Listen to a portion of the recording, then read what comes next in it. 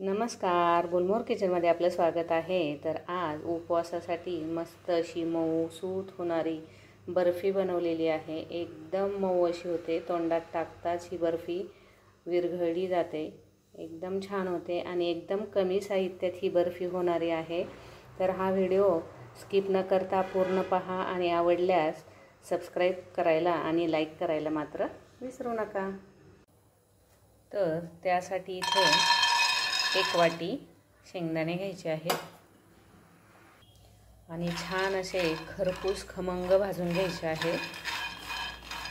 आता इथे जे शेंगदाणे आहेत ते सुरुवातीला फुल गॅसवर भाजायचे आहे आणि नंतर मंद आचेवर हे भाजून घ्यायचे आहे। कारण की फुल गॅसवर काय होतं, कधी कधी असे डागाळले जातात आणि मग आतमध्ये कच्चेच राहतात, मग कच्चीच चव त्या बर्फीला येते। त्यामुळे सुरुवातीला फुल गॅस करून नंतर मंद आचेवर खमंग कुरकुरीत असे हे शेंगदाणे भाजून घ्यायचे आहे।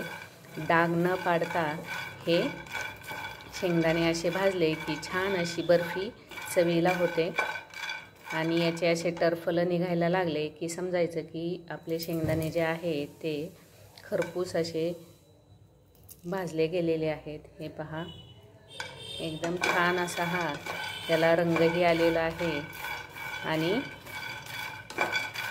कुरकुरीतही हे झालेले आहेत। आता इथे मी गॅस बंद करणार आहे। आता हे भाजून झालेले आहेत, आता याला मी काढून घेणार आहे। आता याच पॅनमध्ये मी खोबरं भाजणार आहे, पण आता गॅस इथे बंद केलेला आहे आणि खोबरं हे पाऊण वाटी मी इथे घेतलेलं आहे आणि या पॅनमध्येच हे छान असं खमंग भाजून घ्यायचं आहे। खोबरं भाजून झालेलं आहे, हे पहा याप्रमाणे, यापेक्षा जास्त रंग बदलू द्यायचा नाही। हे असं भाजलं ना, खोबऱ्याची जी बर्फी होते खूप छान अशी लागते चवीला। आता इथे एकदम थंड असे हे शेंगदाणे आणि खोबरं झालेलं आहे। हे पहा, एकदम छान असे भाजले। हे पहा, या प्रकारे हे भाजून घ्यायचे आहेत आणि आता मिक्सरला बारीक फिरवून घ्यायचं आहे। आता इथे आवडीनुसार तुम्हाला जर जायफळ घालायचं असेल तर इथे जायफळ थोडंसं किसून घालायचं आहे। खूप छान अशी चव येते जायफळाने या बर्फीला।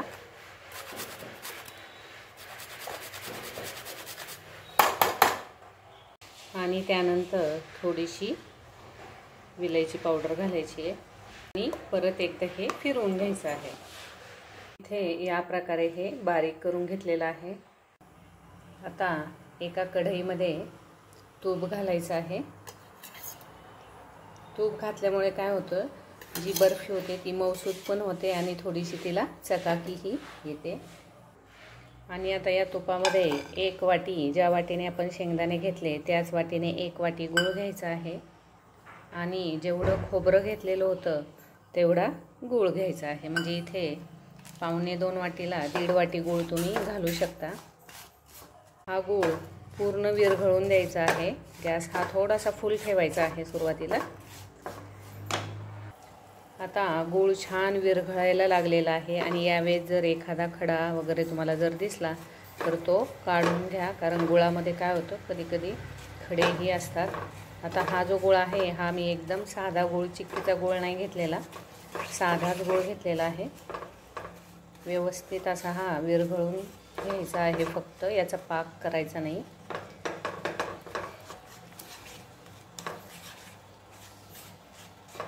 आता इथे गूळ छान असा विरघळलेला आहे आणि त्यामध्ये हा आता कोट घालून घ्यायचा आहे आणि व्यवस्थित असं हे मिक्स करायचं आहे। गॅस हा बारीक करायचा यावेळेस।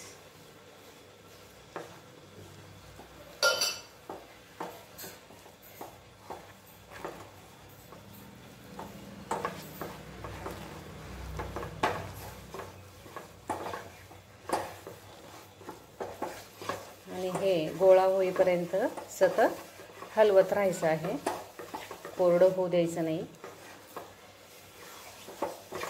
हे पहा, मस्त असं मिक्स झालेलं आहे। आता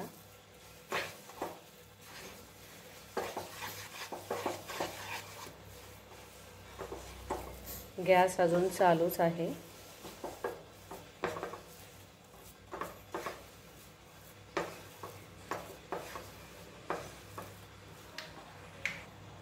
आता असा गोळा झाला की गॅस हा बंद करून घ्यायचा आहे आणि हा जो गोळा आहे तो तूप लावलेल्या ताटामध्ये टाकायचा आहे आणि व्यवस्थित असं हे थापून घ्यायचं आहे, मिक्स करून घ्यायचं आहे असं.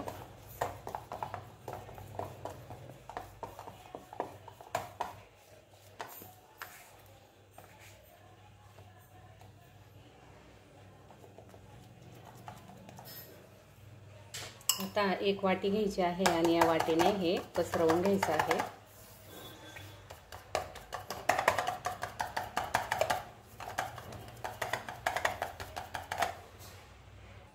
इथे आता व्यवस्थित असं सेट होऊ द्यायचं आहे आणि नंतर थोडं कोमट असताना हे कट करून घ्यायचं आहे. इथे या वड्या कापून पण झालेल्या आहेत आणि थंडही झालेल्या आहेत. आता या काढून घ्यायच्या आहेत. हे पहा, एकदम पटपट अशा या निघतात आणि एकदम मोकळ्या अशा होतात.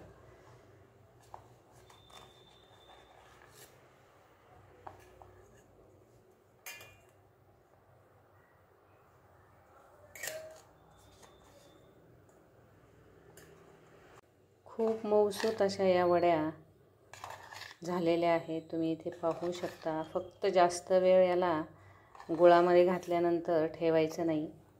खूप वेळ जर ठेवलं तर खूप मग कडक होऊ शकतात. इथे मस्त अशा या वड्या तयार झालेल्या आहेत. तुम्ही इथे पाहू शकता. एकदम मऊ, खुसखुशीत आणि तोंडात टाकताच ही वडी विरघळणारी अशी आहे. इथे पाहू शकता. एकदम छान मऊ अशा या वड्या तयार झालेल्या आहेत. हा व्हिडिओ तुम्हाला जर आवडला असेल तर लाईक, शेअर, कमेंट आणि सबस्क्राईब करायला विसरू नका. नमस्कार, गुलमोहर किचनमध्ये आपलं स्वागत आहे. आज मस्त अशी वड्या